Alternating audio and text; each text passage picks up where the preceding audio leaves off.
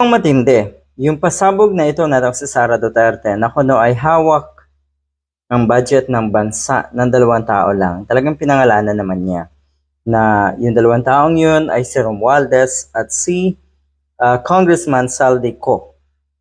Sila lang daw na dalawa ang may say or nagdidesisyon pagdating sa budget ng ating bansa.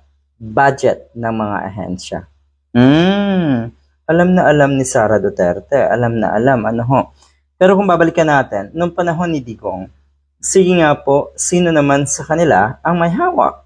Kasi kung meron kang ganitong perception, kung meron kang ganitong idea, sabihin na natin, siguro nakuha mo yan doon sa idea na ganun din ang ginawa noong nakaraang administrasyon.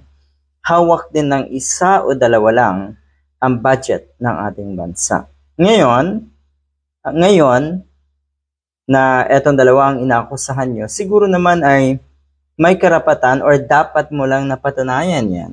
Dahil wala na kasing credibility yung mga ganitong pasabog ni Sara Duterte na ililipat or parang ipapasa sa iba yung kasalanan ng kanilang pamilya at lalong-lalo yung kasalanan niya.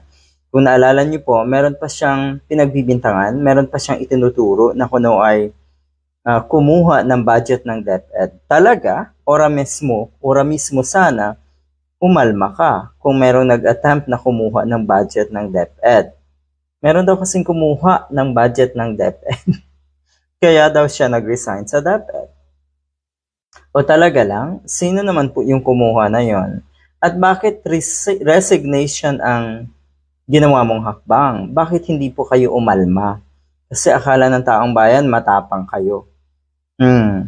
Baka kasi yung kumuha nung budget na yon ay kayo mismo. Yan po ang tinuran din ng mga netizens. Ang budget daw ng Pilipinas ay hawak ng dalawang tao lang. Hawak siya ni Congressman Saldico at Speaker Martin Romualdez. Iyan daw ang katotohanan.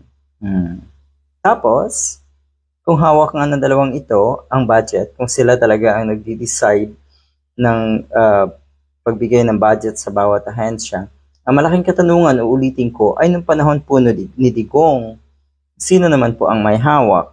Alam niyo po yung ganitong pattern dahil ginawa rin yan ng magulang or ng ama mo na si Digong. Hinawakan din sa liig yung mga kongresista. Tinakot pa.